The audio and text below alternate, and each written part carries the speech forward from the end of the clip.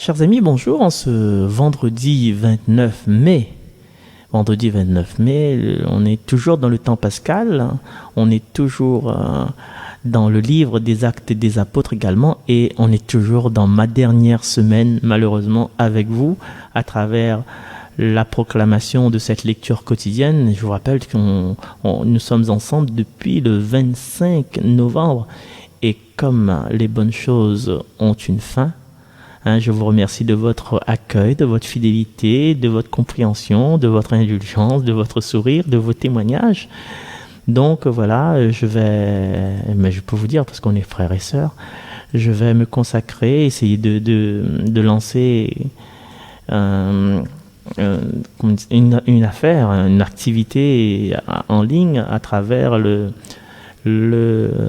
coaching, l'apprentissage plutôt, l'apprentissage des chants à quatre voix. Donc si vous êtes dans la paroisse Intel, si vous êtes responsable de paroisse, si vous êtes responsable de chœur, si vous êtes responsable de la chorale, si vous êtes responsable des gens qui chantent, donc n'hésitez pas à me contacter déjà, pour voir ce que je fais. Il n'y a pas d'engagement.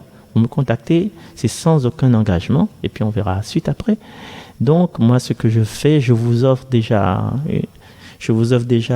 le psaume 103 à l'écoute, et puis si vous m'écrivez par mail, moi je vous renvoie le déploiement de l'apprentissage du psaume 103, et je vous offre également aussi le déploiement d'un petit refrain, une évocation de l'Esprit Saint en latin, Veni Sancte Spiritus, qui fait partie du chant « Viens Esprit levé ».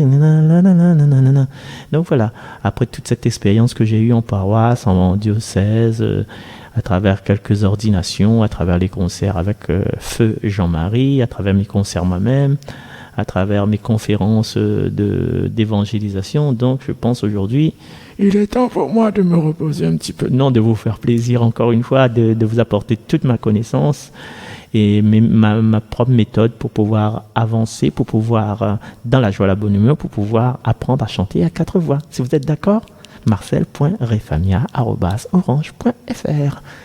Nous allons entrer dans ce livre maintenant, le livre des Actes des Apôtres, au chapitre 25, verset 13. En ces jours-là, le roi Agrippa et Bérénice vinrent à Césarée saluer le gouverneur Festus.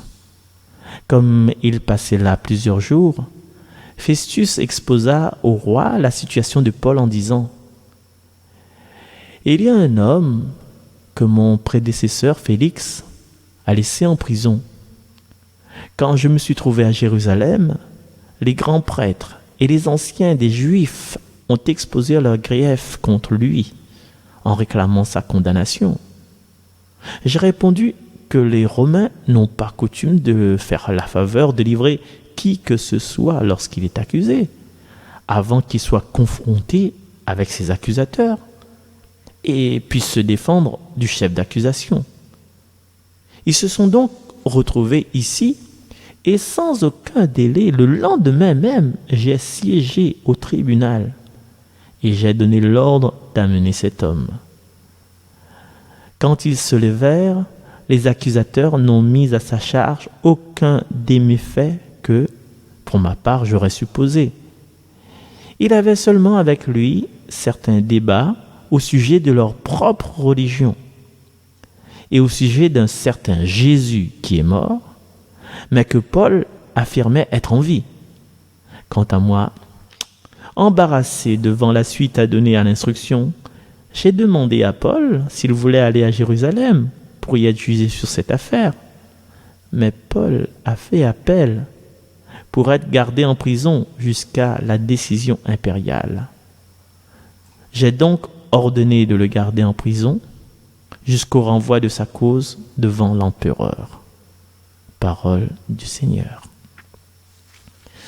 Voilà, chers amis, pour ceux qui seront là demain, on se dit à demain. Pour ceux qui ne viendront pas demain sur les ondes de Radio Arc-en-Ciel, ni sur YouTube, ni sur la page Facebook, je vous laisse avec ce refrain « Ô Seigneur, envoie ton esprit ». Comme je vous avais dit, si vous faites partie d'un groupe, vous pouvez comme ça pour découvrir ce que je fais, pour essayer de me copier. N'hésitez pas, c'est bonus, c'est cadeau. Ce cadeau de bonus, le psaume 103, et puis un autre cadeau de bonus,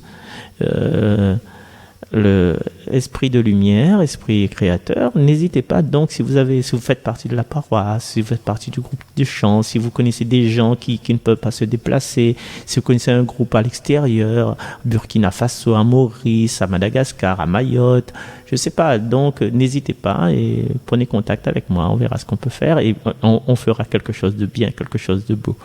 Pour l'instant, je vous propose d'écouter Ô Seigneur, envoie ton esprit, l'harmonisation que j'ai faite à 4-5 voix de l'antienne de ce psaume prévu pour la fête de la Pentecôte. À demain.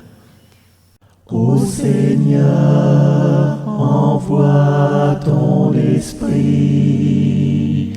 qui renouvelle la face de la terre.